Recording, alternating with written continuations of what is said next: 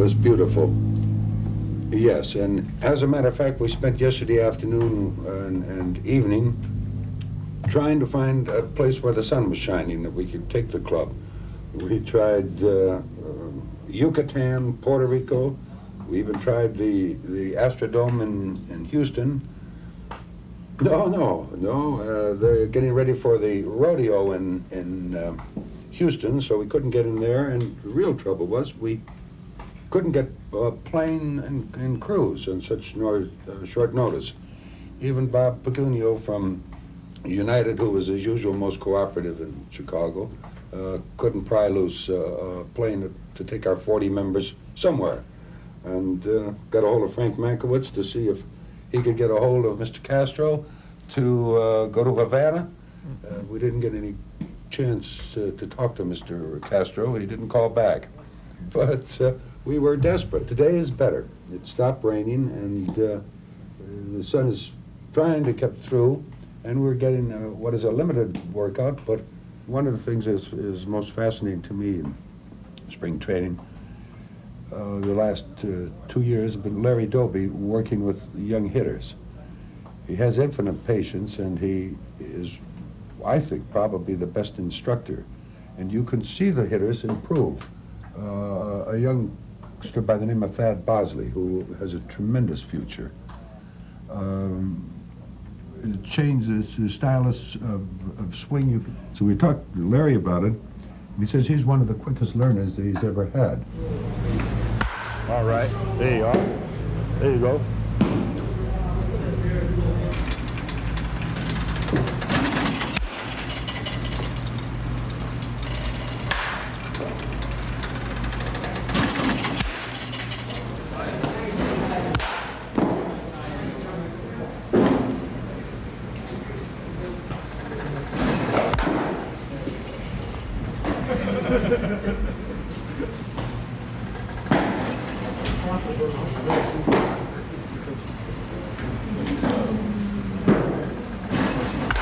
All right, those hands up, that way.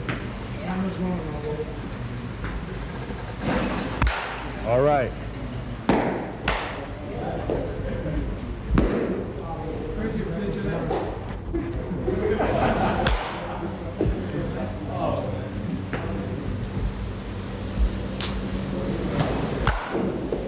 All right, you tell me how you feel. Terrible. I know I swung bad too. You swung bad. You swung bad a few times. You thinking a lot? Yeah. Don't start thinking a lot. Let's kind of get a fix in our minds of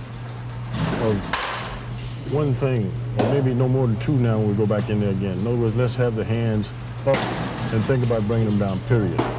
It wasn't all that bad. It wasn't all that bad. Don't be too critical now. Don't be too critical. I know. You want to be as good as you possibly can, or better, fine. I want you to be that way. But don't press yourself into a situation where mentally now you start going backwards. I know, okay, I see this. All right? See, the more we press it, the less we're going to get the results we're going to get. In other words, we're not going to have no fun if we press it. We want to have some fun. I could tell every time you swing at the baseball and didn't hit it like you wanted to, you got a little bit more ego, you got a little bit more anxiety involved. Don't have that anxiety. Anxiety builds up tension. You don't want that. You don't want that. And I didn't have composure with myself. No. To where I was moving into the ball.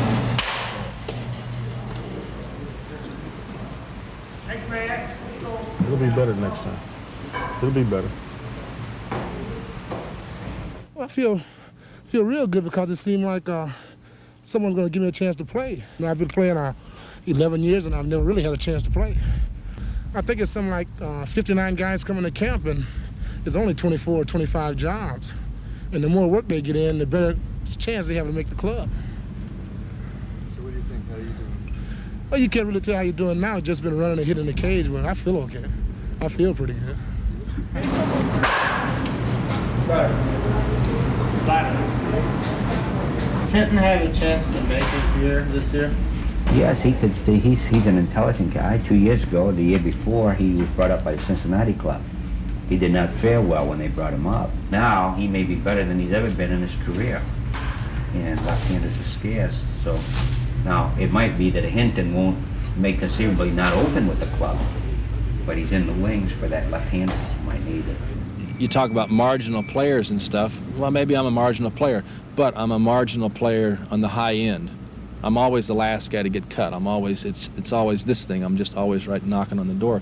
So as far as I'm concerned, as far as playing baseball, I'd rather get down in the dirt and rub around a little bit and things. And you look, everything's really, the word is sterile. That's what it is. It's a sterile type of game. You walk out in the field, it's just perfectly manicured. There's no dust and there's no dirt. And for a little kid that grows up and playing, and any kid that grows up, he's going to be out scrapping in the dirt and the dust and sweating, and that's where the baseball is to me. That's what I enjoy about it. You get hot and you're out there working. You can do the same thing in the big leagues, but you've got to look past that.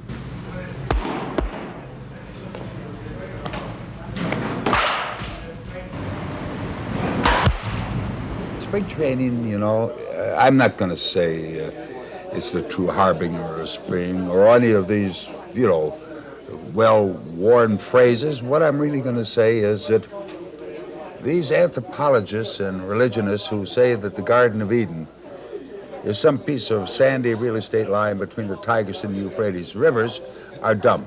Anyone with any intelligence knows that the Garden of Eden is a small piece of land, well-watered, green, an emerald island lying between the baselines in one of those wonderful little parks that dot the Sun Belt. And everyone knows that spring training is not really as much an actual thing as a state of mind.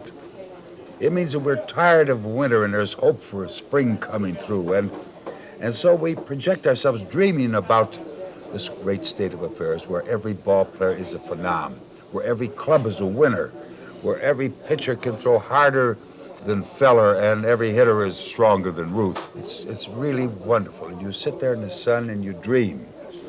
And we all ought to have a time to dream because the harsh facts of reality will come soon enough. They come about 3 weeks into spring training when the pitchers begin to throw curveballs and the hitters begin to take these great young phenoms downtown. And then suddenly we start to change our whole viewpoint. We say, I hope Roland can pull off some larceny that will restore the White Sox to 1983, and that Dallas can steal something from somebody that will guarantee that the Cubs win that third game. It doesn't always happen, but it makes dreaming worthwhile.